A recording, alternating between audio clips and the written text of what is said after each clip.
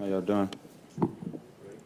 It's your old team, not a lot of guys still there, but what did it mean for you to face them for the first time? It was pretty dope, but we're on a mission here in Kansas City, and the goal is to finish the season strong. Last few weeks we, haven't been getting the job done as far as just finishing strong. A lot of tight games, overtime through the last week. So it was pretty dope to get out there today and finish the game, pretty strong. I think we held them to 3 points. Well, shit, they got the score at the end. So for the most part, we held them to 3 points though, except for that score at the end. Gino been playing some great football all year, Pro Bowler type of guy, so we knew the task coming in, to have to put that flame out. Great receiver in 14, of course, on the other side. I feel like our young DBs, we got the youngest DBs in the NFL. I don't know if you guys know that or not, and they did a hell of a job holding DK and, holding that side of the ball down. So, hats off to those guys. Frank, you did a really nice job today on third down and fourth down. Something you can put your finger on why you guys played really well in those situations today? I give hats off to our coaches. They prepare us usually. Start Monday, fresh off a victory usually or a loss. You come into the building, you prepping for the new team, the new week, and our coaches, they started off the week doing that, just that. We had a tough game in Houston, so when you come back, everything, you got guys dwelling on it. Our coaches do a good job of washing it away from our memory, getting us back into the week. We had a short week, so of course we got to get rolling. You got to get the ball rolling faster.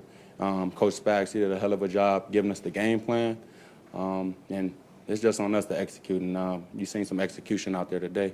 Frank, you've been here for a while. It seems like in the playoff pushes, you have a game like this in regular season that you kind of get propelled from. Do you feel like this can be that game, and how much confidence can you gain from this complete effort? I just keep going. I try my best to inspire the man next to me, and then bring along another person in the process. So, whether that's inspiring the older guy or a younger guy, that's, typically what I tend to do. I try to look at, and in this game, it's our DBs, honestly. I look at my young guys, look at that back end, and I just tell them just keep playing, make the mistakes. You make your mistakes while you're young. You make them early so that when you get to a point, and at this point in your career, you're 8, you're whatever, you understand what's asked of you, you understand what's needed of you in those clutch moments. So you see guys make mistakes, holding, whatever it is. We always tell them, like, you good, man. Wash it away, have short-term memory, and get out there and make the best play you can in the next play. Frank, you had 3 fourth-down stops in Chiefs territory. I think Andy used the term intestinal fortitude about what that means. What does it take to do that, and what's it say about you guys to have those kind of stops? I believe it shows how much grit we have.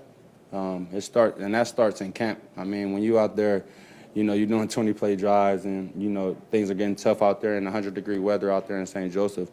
You think about these things. When you out there in 5-degree weather, in the tundra and, in Kansas City, and you think about those things. It's other guys who, they don't come into these games with the right type of mindset. Some guys, we just clinched the playoffs. We got our hats and our shirts last week. They tend to get complacent. You see teams, if you watch enough football, you'll see teams get complacent, once they get those hats, once they clinch, stuff like that. Here in Kansas City, we're not complacent.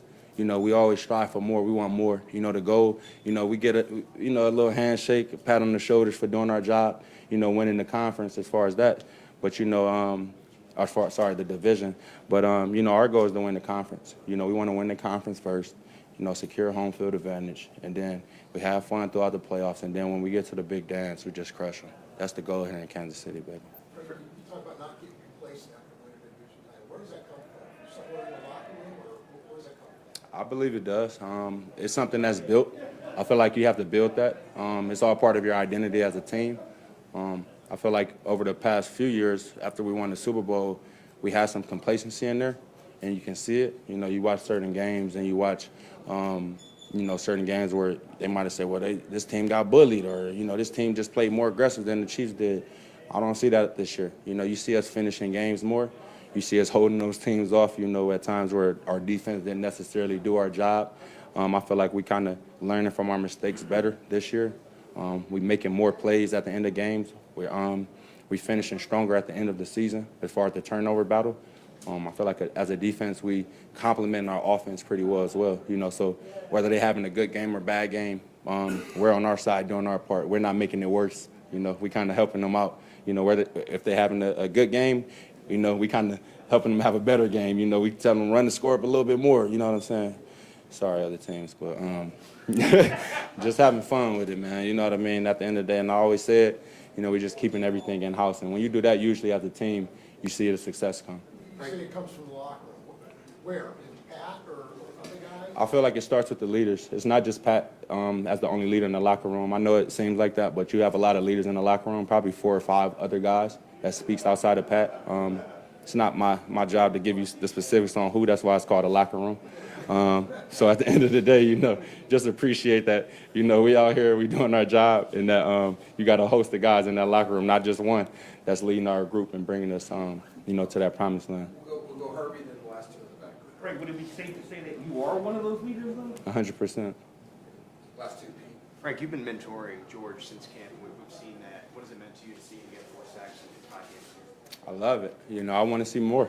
You know, I look at George the same way I look at myself, and just never being satisfied. I tell him that all the time. You know, don't be satisfied with getting drafted first round.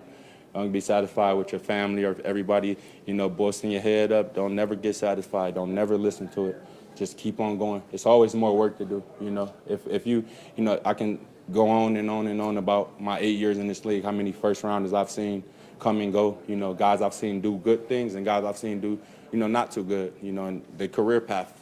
You know, so I always tell George, just keep on going. Ignore the media. You know, no offense to you guys. I love you guys, but ignore it's the negative shade, if you know what I mean. You know, guys like you come in as a rookie and you know you want to do good. Sometimes, you know, you might have a person over here on the outside saying you're not doing that good, but in reality, only thing that matters, like I said, is the people in house. You know, you got to look to the right and to the left of you, you know, and appreciate what you're able to do. You know, there's guys who wish they can be in the position that we're in. To be able to come out here, you know, playing 5-degree weather, you know, in front of the greatest fans in the world, in front of our families. It's Christmas, it's the holidays on a Saturday, and be able to just do what we love. So, like I tell George, I tell the rest of the rookies, man, across the NFL, just keep your head down, keep working. The work's not finished. You got a lot more work to do, and enjoy it, have fun. You know, make the mistakes early. Got to make the mistakes early, like I said. So when you get to a point of, you know, year 8, hopefully you make it to year 8 and so on and so on, you can look back and be the one who's helping out the next young guy. Frank, it is a nice way to start off the Christmas weekend, right? You got to win. What are your plans for Christmas Eve and Christmas Day around the clock? Man, a big win. I'm going to go spend some time with the family. You know, I'm a family guy, so I'm big on being in the house with the family outside of being on the field with my boys. So I'm going to go chill with the family, kiss on my babies a little bit, and eat some food. You know, I'm hungry. I know y'all kind of hungry, you know what I mean? Get some good food in me. And honestly, man, like I said, short-term memory. I got more football to play. We got to finish the season strong, 2 more games to finish the season strong. And, you know, see y'all New Year's. New Year's is coming. That's the next game. So, you know, New Year's 2023, it's on the way. Love y'all. Chiefs Kingdom, baby.